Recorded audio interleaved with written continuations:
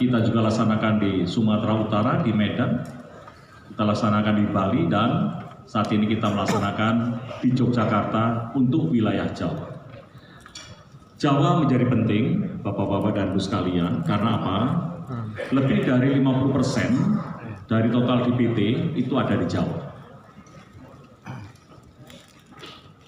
Tentunya memiliki tantangan dan dinamika tersendiri.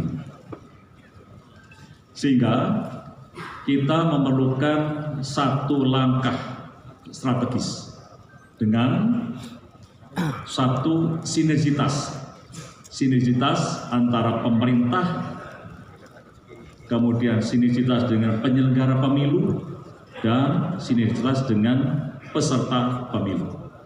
Dari tiga hal ini, tiga unsur ini yang benar-benar harus kuat sinergitasnya, harus kuat koordinasinya.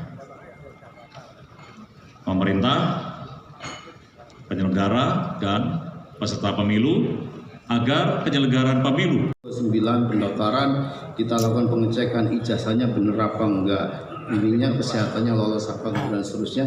22 penetapan, 3 hari setelah itu langsung kita kampanye dan seterusnya, nggak lama.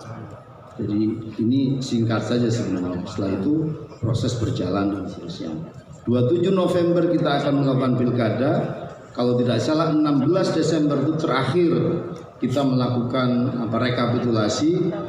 Kemudian karena sebelum putusan Mahkamah Konstitusi ini ada putusan Mahkamah Agung yang menerjemahkan bahwa yang dimaksud usia 30 tahun belum MK ya, 30 tahun untuk calon gubernur dan wakil gubernur, 25 tahun untuk bupati, wakil bupati, wali kota dan wali kota itu hitungannya di saat pelantikan, maka sesuai dengan pasal 165 kalau nggak salah 164 Undang-Undang Pilkada diatur oleh Perpres. Perpresnya dikeluarkan ditandatangani sekira tanggal 13 sampai 15. Ini terima kasih Pak Menko juga kita koordinasikan, ini luar biasa koordinasinya. Jadi ada Perpres yang mengatur argo dihitung orang 30 tahun itu saat pelantikan. Terus kapan pelantikannya? Jadwallah hitungan kita hari aman pelantikan tanpa sengketa di MK itu untuk Pilgub 7 Februari, untuk pilihan bupati 10 Februari. Selebihnya tergantung sengketa di MK lamanya seperti apa. Saya mau bilang Perpres itu baru ditandatangani, baru mau dipakai. Hari ini kita dapat putusan MK terkait dengan situasi yang kita tahu. Putusan 60, putusan 70. Ya. Sudah ada Perpres yang juga tindak lanjut putusan Mahkamah Agung. Ini posisi KPU itu ibarat hamburger itu di tengah penyet lah. Iya kan? Di sini nih, ini ada putusan, ini ada putusan. Pokoknya lembaga-lembaga yang juga sama-sama punya kewenangan, ayo ke KPU. Semua diserahin ke kita bagaimana menindaklanjutinya. Next, Bapak Ibu sekalian, selanjutnya untuk jajaran ad hoc, kita semua sudah membentuk Pantarle dan sudah bekerja melakukan coklit dan seterusnya. Tentu ada dua yang bersifat teknis menyerang sistem elektronik yang digunakan oleh penyelenggara dalam hal ini KPU dan unsur-unsurnya. Tentu kalau kita lihat sifat serangannya bagaimana, yang bersifat teknis ini itu dia menyerang terhadap jaringan atau sistem elektronik antara lain ada server, database, dan aplikasi.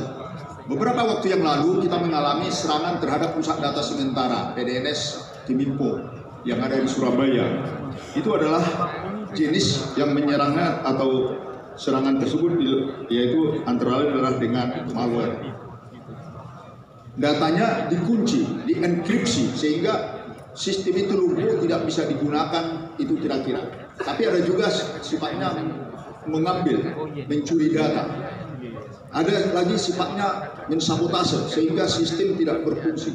Ini yang kita hadapi. Demikian juga ada yang disebut dengan web debasement. Sekarang judi online itu sangat marak karena serangan web defacement terhadap sistem elektronik, aplikasi-aplikasi yang ada di masyarakat maupun di pemerintah yang lemah, yang mudah disusupi, sehingga itu digunakan menjadi judi online.